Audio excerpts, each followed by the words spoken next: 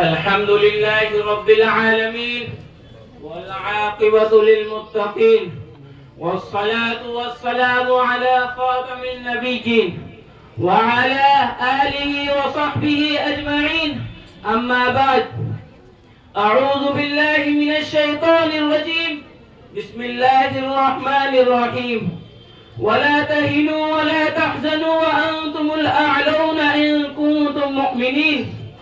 صدق اللہ العظیم.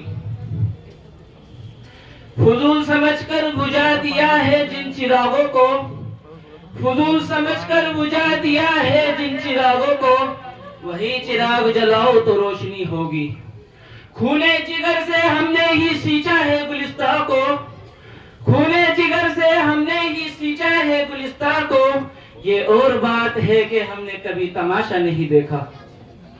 پتا پتا بوٹا بوٹا حال ہمارا جانے ہے، پتا پتا بوٹا بوٹا حال ہمارا جانے ہے. جانے نہ جانے گل ہی نہ جانے باغ تو سارا جانے ہے.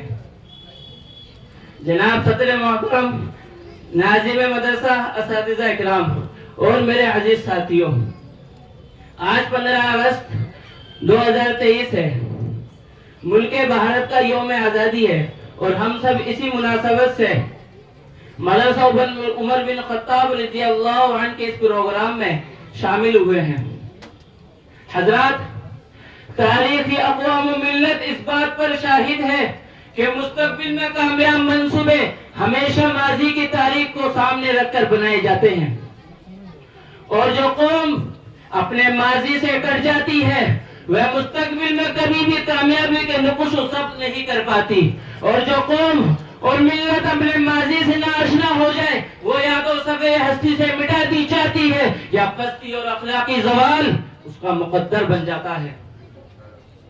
لہذا مسلمان ہونے کی حیثیت سے ہمیں اسلام کی تاریخ کا جاننا ضروری ہے، اور ہندوستانی ہونے کی حیثیت سے ہندوستان کی آزادی کی تاریخ کا جاننا ضروری ہے کہ ہمارے اسلاف، ہمارے بزرگوں نے ہندوستان کی آزادی کی خاطر کیا کیا قربانیاں پیش کی.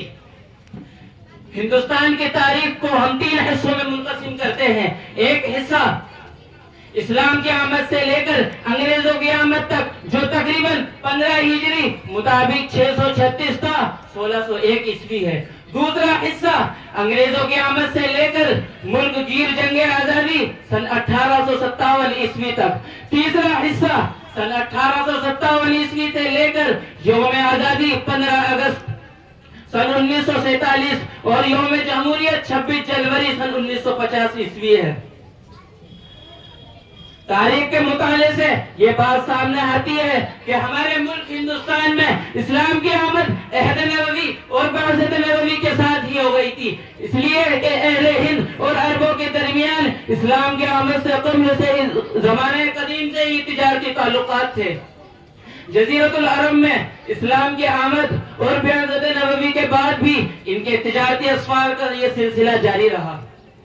مالابار، کیرلا، کوکن، سری لنکا آنے والے انہی عرب تاجروں کے ذریعے ہندوستان والوں کو حضور صلی اللہ علیہ وسلم کی بعثت کا علم ہوا. اسلام کی آمد کے بعد ان عرب تاجروں کی حیثیت مبلغین اسلام، داعیان حق کی بھی ہو چاہیے گی، جبکہ اسلام کی آمد سے قبل صرف تاجرانہ تھی.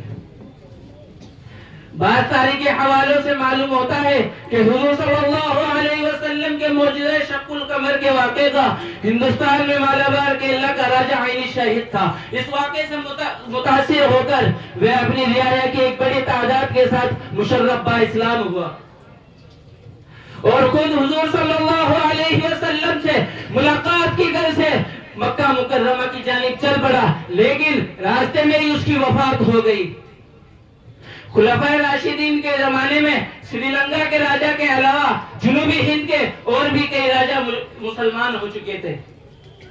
مشہور مورخ اسلام قاضی اطہر مبارک پوری کی تحقیق کے مطابق 17 صحابہ اکرام کا ہندوستان میں آنے کا ثبوت ملتا ہے، اور اس کے علاوہ 44 تابعین کا بھی ہندوستان میں آنا ثابت ہے.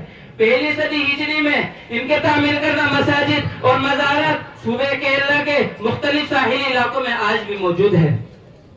پھر 93 ہجری مطابق 636 میں خلیفہ دوم حضرت عمر فاروق رضی اللہ عنہ کی عہد خلافت میں عمان اور بحرین کے گورنر حضرت عثمان بن ابی العاص کے حکم پر ان کے بھائی حکم بن ابی العاص قبطی نے ان کی قیادت میں ہندوستان پر حملہ کیا اور حضرت علی رضی اللہ عنہ کی عہد خلافت میں بعض مسلمانوں نے ہندوستان کی جانب پیش قدمی کی، لیکن مسلمانوں کی ہندوستان پر کوئی باضابطہ حکومت قائم نہ ہو سکی۔ 93 ہجری مطابق 713 عیسوی میں ولید بن عبد الملک کی عہد خلافت میں عراق کے حاکم حجاج بن یوسف کے حکم پر ان کے بھتیجے اور داماد محمد بن قاسم صفوی نے ہندوستان پر حملہ کیا اور سندھ سے ملتان تک کے علاقے کو فتح کر لیا، اور اس بر صغیر میں جا بجا دایان اسلام کے مراکز اور خانقاہیں چھوٹے چھوٹے جزیروں کی طرح ہندوستان میں قائم ہو چکی تھی۔ اور اس کے بعد افغانستان کے ایک تاریخی شہر غزنہ کے رہنے والے ناصر الدین سبکتگین کے بیٹے محمود غزنوی نے سن 1001 عیسوی میں ہندوستان پر حملہ کیا اور سندھ ملتان سمیت کئی علاقوں پر قبضہ کر لیا اور اس کی حکومت قائم ہوئی۔ سن 1030 عیسوی میں محمود غزنوی کی وفات ہو گئی۔ اب اس کے بعد اس کا بیٹا محمد غزنوی اپنے باپ کا جانشین بنا اور 7 سال بعد حکومت اس کے چھوٹے بھائی مسعود غزنوی کے پاس آئی اور پھر دوبارہ محمد غزنوی بادشاہ بنا۔ اس خاندان کا آخری بادشاہ خسرو ملک تھا۔ سن 1143 میں اس خاندان کی حکومت ختم ہو گئی۔ ہندوستان پر حکومت کرنے والے 8 خاندان: نمبر 1 گوری خاندان، نمبر 2 خاندان غلامان، نمبر 3 مغل خاندان، نمبر 4 خاندان التغلق، نمبر 5 سید خاندان، نمبر 6 لودھی خاندان، نمبر 7 مغل خاندان، نمبر 8 سوری خاندان۔ مغل خاندان کا آخری بادشاہ بہادر شاہ ظفر تھا، جو سن 1833 میں برائے نام دہلی کا حکمراں تھا، لیکن سن 1857 عیسوی میں انگریزوں نے گرفتار کر کے برما میں قید کر دیا اور وہ بڑے دکھ اور حسرت کے ساتھ یہ شعر پڑھتے ہوئے: کتنا ہے بد نصیب ظفر دفن کے لیے، کتنا ہے بد نصیب ظفر دفن کے لیے، 2 گز زمین بھی مل نہ سکی کوئے یار کے لیے۔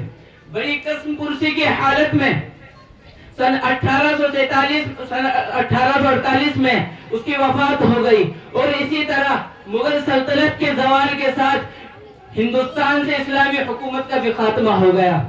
وما علینا الا البلاغ۔